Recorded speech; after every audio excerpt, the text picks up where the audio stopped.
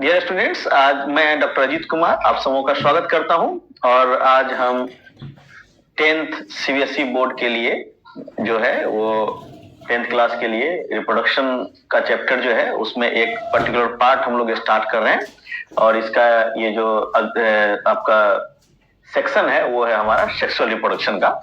तो हम लोग क्या करेंगे, यहाँ से हम लोग देखें कि सेक्सुअल रिप्रोडक्शन होता क्या है। सेक्सुअल रिप्रोडक्शन में हम लोगों का चैप्टर में जो जो भी है वो सारा हम लोग कवर करेंगे और जो थोड़ा बहुत एक्स्ट्रा जरूरत होगी आप लोगों को, जहां से क्वेश्चंस हम लोगों को आते हैं वहां पे, तो वो भी हम लोग क्या करेंगे कि धीरे धीरे उसको भी हम लोग नेक्स्ट वीडियो में या जितना भी समय लगता है हम लोग लेकर के सारे को कंप्लीट करेंगे। तो ठीक है, चलिए हम लोग ये जो सेक्सुअल रिप्रोडक्शन होता है ये ऐसा एक टाइप का रिप्रोडक्शन है जो कि अगर हम लोग बात करें कि रिप्रोडक्शन जो है वो दो तरह का होता है, आपका एसेक्सुअल एंड सेक्सुअल। फिर आप दूसरे वीडियो में आप एसेक्सुअल के बारे में देख सकते हैं। तो यहाँ पर सेक्सुअल रिप्रोडक्शन के बारे में हम लोग जब बात करते हैं तो उसमें स्टूडेंट्स दो हम लोग जानते हैं कि ये रिप्रोडक्शन का ऐसा टाइप है जहां पर क्या होता है, आपको दो ऑर्गेनिज्म की आवश्यकता होती है। दो ऑर्गेनिज्म की आवश्यकता होती है जिसमें कि पहला होता है आपका मेल, ठीक है, और दूसरा होता है आपका फीमेल, ठीक है। तो ये जो होगा इसमें दो इंडिविजुअल के का इन्वॉल्वमेंट होगा और ये दोनों क्या करेगा, अपना प्रॉपर जो है वो गैमीट का प्रोडक्शन करेगा, गैमीट का प्रोडक्शन करेगा।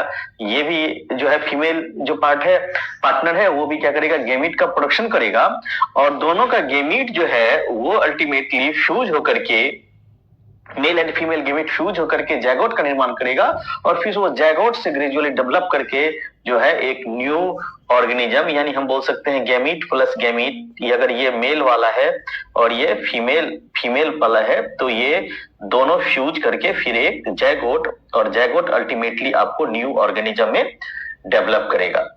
तो ये टोटल एक जो रिप्रोडक्शन का है, सेक्सुअल रिप्रोडक्शन का तरीका है वो हम लोग देख रहे हैं यहाँ पे। अब दोस्तों हम लोग देखें कि इसमें जो है सेक्सुअल रिप्रोडक्शन दो पार्ट में करके हम लोग के सिलेबस में पढ़ना है। पहला जो है sexual reproduction in flowering plants और दूसरा जो हम लोग को डील करना है वो है sexual reproduction in human beings. तो चलिए हम लोग शुरू करें sexual reproduction in flowering plants. तो यहाँ पे हम लोग इसको हटा दें। ये देखें आप, sexual reproduction in flowering plants.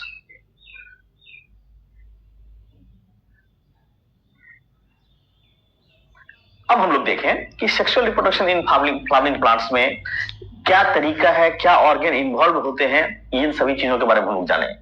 जब हम sexual reproduction in flowering plants की बात करते हैं तो हमको जानना चाहिए ये कि जो फ्लावर देने वाले प्लांट्स होते हैं उसका जो सेक्स ऑर्गन होता है दोस्तों वो क्या है कि आपको फ्लावर के अंदर ही सिचुएटेड होता है। अगर टोटल फ्लावर को स्ट्रक्चर को हम लोग देखेंगे तब हमें पता चलेगा कि कौन सा ऑर्गन डायरेक्टली रिप्रोडक्शन में हेल्प करता है और कौन सा ऑर्गन है जो उसको हेल्प डायरेक्टली इन्वॉल्व तो नहीं होता है लेकिन फिर भी वो आपको फ्लावर का पार्ट है। तो चलिए हम लोग फ्लावर के स्ट्रक्चर को लेते हुए इसको हम लोग क्या करें, देखें। अब अगर हम फ्लावर की बात करें तो एक फ्लावर का स्ट्रक्चर हम लोग बनाएं एक नॉर्मल क्रॉस सेक्शन में। ये देखें आप, ये देखिए,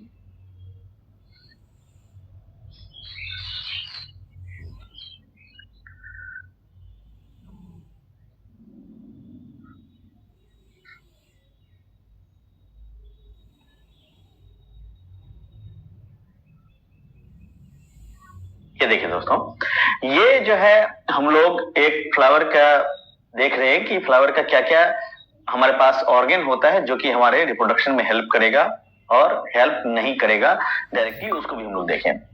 तो हम लोग देखते हैं कि जो बेसिक स्ट्रक्चर होता है फ्लावर का, जो बेस देखते हैं जहां पर कि फ्लावर के डिफरेंट ऑर्गन्स जो हैं वो आपको सिचुएटेड होते हैं। तो इसे हम लोग एक नाम देते हैं, that is known as thalamus. इसे हम लोग बोलते हैं थैलेमस। और थैलेमस में जो होता है वो चार प्रकार के चक्र से ये निर्मित होता है। 4 प्रकार के ऑर्गन जो होते हैं इस पर सिचुएटेड होते हैं फ्लावर्स के। जो अगर आप मान लो कि ये आपका फ्लावर है और फ्लावर पे ये हमारा थैलेमस है, तो थैलेमस पर क्या होगा ना कि इस पे सबसे बाहर का एक हिस्सा होगा, एक बाहर से कवरिंग होगा। अगर आप एज्यूम करें कि आपके पास बडिंग स्टेज में फूल है, तो अगर आप देखे होइएगा तो बडिंग स्टेज में फूल क्या होता है, वो आपका बंद होता है। अगर ऐसे करके हम लोग देखें तो ये फूल क्या होता है, हमारा बंद होता है। बाहर से क्या होता है, ये इस पे हरे हरे कलर का आपको पत्ती के टाइप का स्ट्रक्चर होगा जो कि फ्लावर को क्लोज करके रखता है। और वो जो क्लोज करके रखता है चारों साइड से, यानी चारों तरफ से, अगर मान लो ये फूल है और इसके चारों तरफ से पत्ती से ये घिरा हुआ रहता है, तो दैट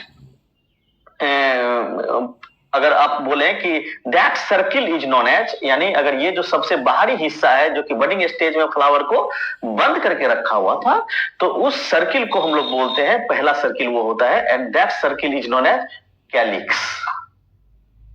कैलिक्स, उस सर्किल को हम लोग बोलते हैं कैलिक्स। यानी एक फ्लावर है, फ्लावर बडिंग स्टेज में है और फ्लावर को क्या किया है कि चारों तरफ से वो हरे वाले पत्ते के स्ट्रक्चर से वो घिरा हुआ है।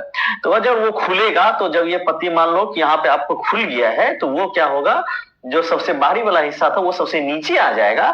तो इसका जो एक चक्र होगा चारों साइड से मिलाकर के, that is known as calyx.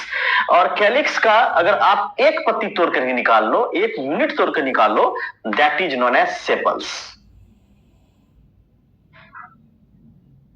ठीक है, तो हम लोग क्या बोल रहे हैं कि अगर एक पूरा चक्र ले ले हम लोग, चक्र को यहाँ पर क्या बोला जाता है, उर्ल बोला जाता है, उर्ल बोला जाता है। तो एक उर्ल में अगर हम लोग देखें तो उसको सबसे बाहरी वाले उर्ल को हम लोगों ने क्या कहा, कैलिक्स, और उसके एक यूनिट को हम लोगों ने क्या कहा, सेपल्स। तो सेपल्स यानी n नंबर ऑफ सेपल्स जो होगा वो हमारा कंस्टिट्यूट करेगा आपका कैलिक्स को। अब देखिए हम लोग अंदर की तरफ चले, अंदर की तरफ जाते हैं। जो अब कैलिक्स के जस्ट अंदर जाएगा, जो कि थैलेमस से बाहर की तरफ रहेगा, तो वो जो दूसरा है वो आपको क्या होता है कि कलरफुल पार्ट्स होता है फ्लावर का, एंड दैट उर्ल यानी उसका जो एक पूरा चक्र होगा वो हमारा कहलाएगा कोरोला। वो हमारा क्या कहलाएगा, कोरोला। और कोरोला जो होगा आपका, अगर इसके एक पत्ती को तोड़ ले, वो जो आपका रंगीन होता है, तो उसके एक पत्ती को अगर तोड़ ले तो हम लोग उसको बोलते हैं पेटल्स। पेटल। और पेटल का जब हम लोग क्या करें, n नंबर ऑफ पेटल यानी ढेर सारा जो है उसको अगर एक साथ मिला दें, उसका जो उर्ल बनेगा that is known as corolla. उसको चारों तरफ से पूरे ये क्या करेगा, घेर के रखेगा। किसके अंदर रहेगा, तो वो कैलिक्स के अंदर रहेगा। तो ये दो पार्ट होगा। अब हम लोग इसका समझें कि इसका इंपॉर्टेंस क्या है। अगर इंपॉर्टेंस की बात करते हैं आप, तो कैलिक्स जो है वो प्रोटेक्टिव नेचर का होता है, जो कि बडिंग स्टेज में फ्लावर को प्रोटेक्ट करके रखता है। और जो आपका कोरोला है वो चूंकि मोस्टली क्या होता है कि आपका कलरफुल होता है, तो वो इंसेक्ट्स को अपने तरफ आकर्षित करेगा, अपने तरफ अट्रैक्ट करेगा, और वो पॉलिनेशन के लिए जिम्मेदार होता है। जो इंसेक्ट्स होगा वो पॉलिनेशन के लिए जिम्मेदार होगा, और इस ढंग से वो हेल्प करेगा in the case of pollination. अब जो तीसरा स्ट्रक्चर है जो कि कैलिक्स और कोरोला के अंदर रहता है, that structure is known as androecium. Androecium. अब यहाँ पे हम लोग अगर तीसरा देखें, इधर से इसको हम लोगों ने 1 नंबर बोला, ये हम लोगों ने 2 बोला, यानी बाहर से हम लोग अंदर की तरफ चल रहे हैं। तो ये जो होगा वो हमारा कैसा होगा, 3 नंबर होगा, and that is known as androecium. Androecium. ये जो एंड्रोशियम है वो आपको बहुत ही इंपॉर्टेंट है for the reproduction purpose in flowering plants. और ये एंड्रोशियम जो है वो मेल सेक्सुअल ऑर्गन होता है in case of flowering plants. ये कैसा है, तो मेल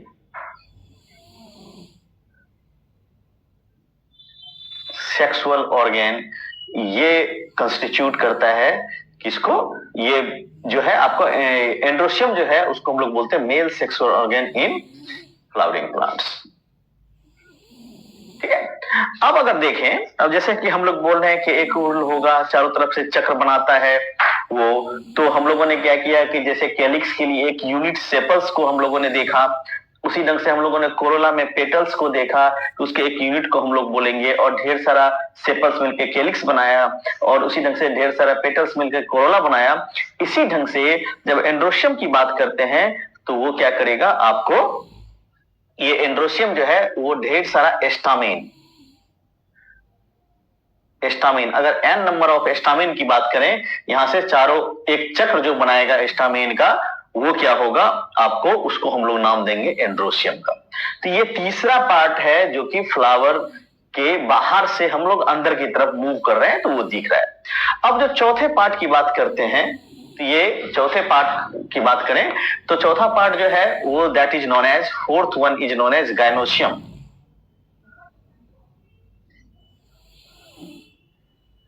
गाइनोशियम, और ये गाइनोशियम जो होता है स्टूडेंट्स, तो वो हमारा फीमेल रिप्रोडक्टिव पार्ट होता है इन केस ऑफ फ्लावर।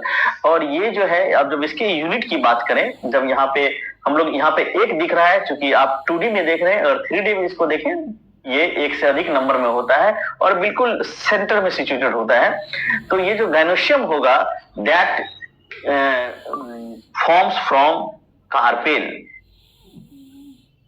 ये क्या करेगा, ढेर सारे n नंबर ऑफ कार्पेल से मिल करके आपका जो बनेगा inner most part of the flowering plants, that is the female reproductive part of flowering plants.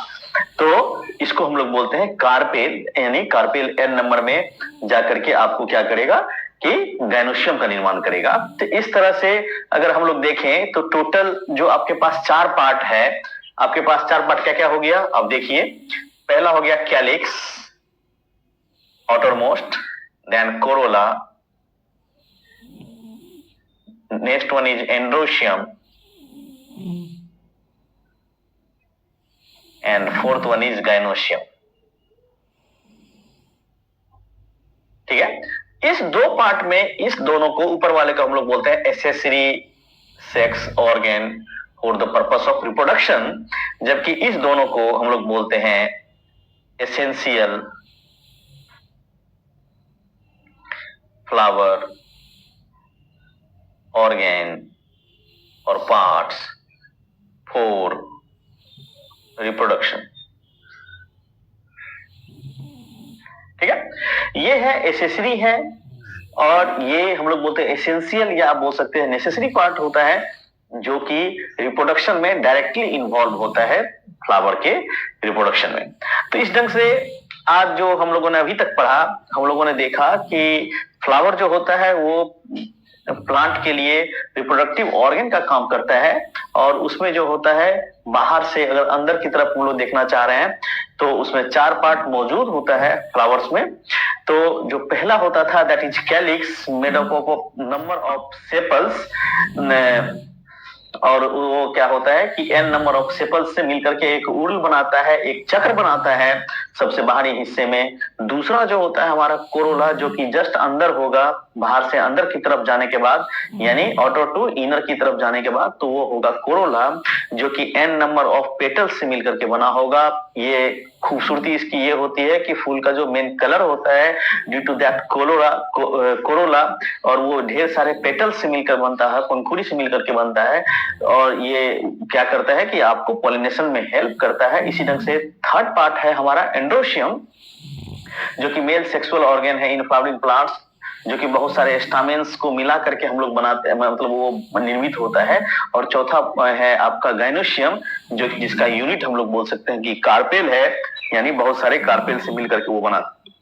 अब इन चारों को जब एक जगह हम लोग समराइज करें तो यहाँ पे calyx, Corolla, androecium and gynoecium, और ये जो कैलिक्स एंड कोरोला है वो उसको हम लोग बोलते हैं accessory sex organ, accessory flower होता है। फ्लावर के लिए जो सेक्स ऑर्गन होता है उसमें ये एसेसरी होता है, एसेंशियल नहीं होता है, जबकि एंड्रोशियम एंड गाइनोशियम जो होता है रिप्रोडक्शन के लिए ये इंपॉर्टेंट है, क्योंकि ये मेल सेक्सुअल ऑर्गन है और ये फीमेल सेक्सुअल ऑर्गन है।